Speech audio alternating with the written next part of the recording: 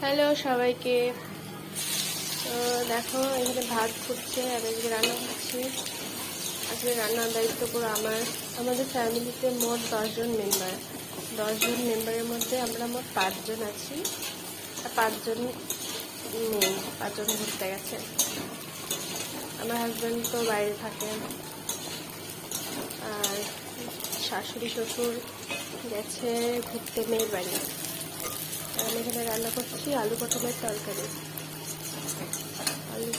তরকারি, সরি, চিংড়ি মাছ দেবো। চিংড়ি মাছ দিয়ে আলু দিয়ে পটল দিয়ে তরকারি। পটল চিংড়ি মাছ, পটল চিংড়ি যেটাকে বলে, দেখাবো কী করে করে। আলুটা ভেজে তুলে নেবো। পটল গাছে বেশি তেল দেবো না, কালো হয়ে যাবে। পটলটা ভেজে নেবো।